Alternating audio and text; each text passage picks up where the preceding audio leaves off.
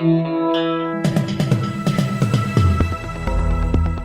listening to the Betoota Advocate's weekly news wrap on Desert Rock FM 96.5. Welcome back to the Betoota Advocate weekly bulletin, live here from the Budgy Smuggler Bedroom. You're joined by myself, editor Clancy Overell, of course, editor-at-large Errol Parker. How are you, Errol?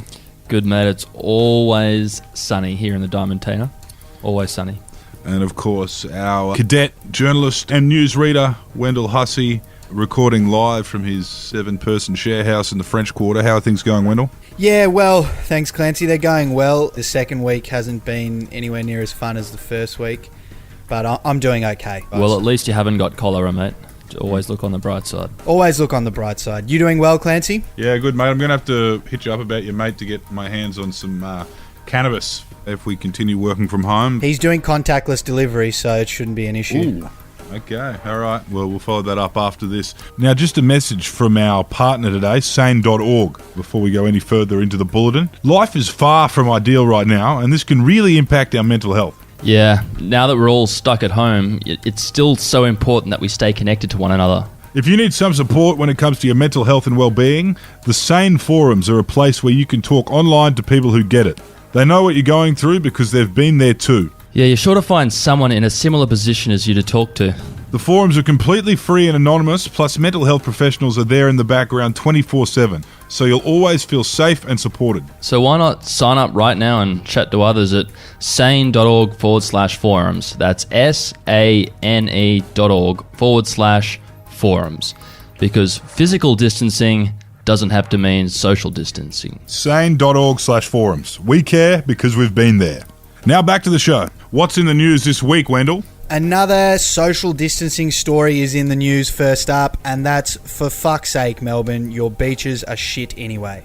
Yes, late last week, another swathe of brainless cunts, as they were called, decided it was time to pretend they have some decent beaches on the weird body of water that sits up the guts of Melbourne.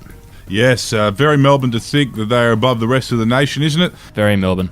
Not too different to what we saw in Bondi the week earlier. It is almost time. I think Premier Andrews tabled the idea of sending down some police to just kick sand on anyone or flicking towels at anyone who refuses to go home, because the social distancing measures are now being enforced by the police because of these people. I think that old donkey ears is onto something with that idea. I think kicking sand on people from Melbourne is something that more people should be doing. Yes, it is good to see Daniel Andrews stepping up now that he's finished the dick measuring contest with the Prime Minister. We're seeing a bit of action on the streets of Melbourne. Same thing happening in Sydney and Greater New South Wales, now that the state government in that part of the world has decided to stop letting cruise ships unload into the CBD of the busiest city in Australia. And of course, Queensland are taking it more seriously than everyone, shutting down their borders just over a week ago now.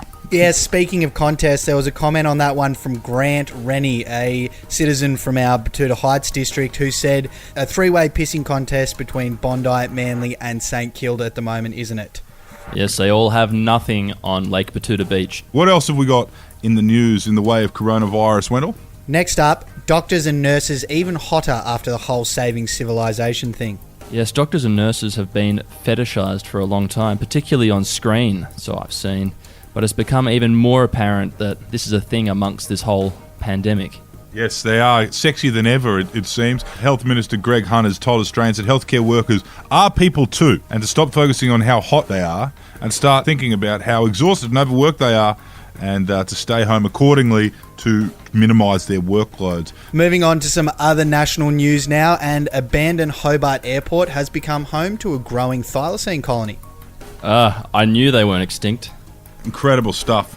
Not long after they turned Hobart into a ghost town, the first Tassie tigers have started to appear. Previously thought extinct, there'd only been a few unconfirmed sightings in recent years, but according to a 45-year-old stoner who works as a groundsman on the Hobart Airport, he says the terminals are now full of the things, and we can take his word for it because his mate Damo was there and he can guarantee it as well.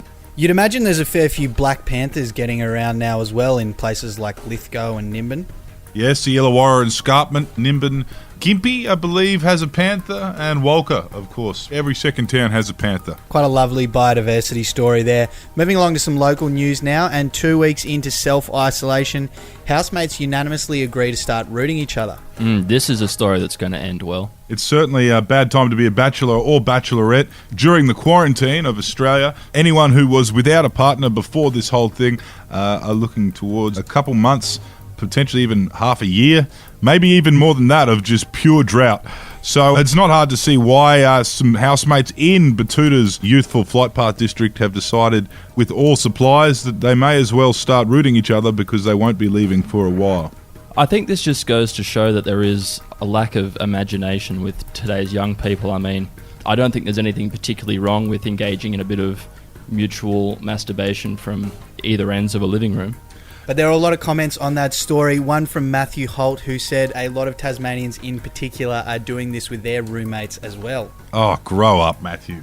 Oh, grow up, Matthew. That is just the oldest trope in the book. Come on, mate. Tasmania, they're hurting right now, and incest jokes are faux pas. Wrapping up with some sports news now, and Sydney Roosters expected to finally fall below the salary cap with 87% pay cut to players.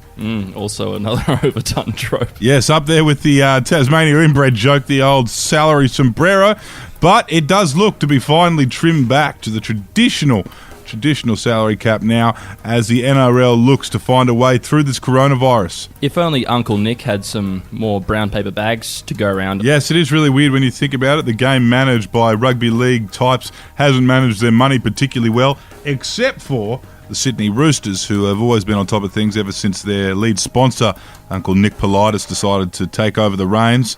The only club not looking to go broke at this moment, but with Rugby League Ireland now a very real possibility, with Tangalooma Resort on Moreton offering to house all players and keep them safe for the coronavirus so the 2020 competition can continue. Things are looking up, and perhaps the players won't have to take that 87% pay cut.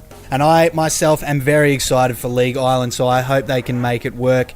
Anyway, that's it for the Bulletin. Thanks for tuning in. We'll be back again in 7 days' time with your weekly dose of honest, hard-hitting regional news.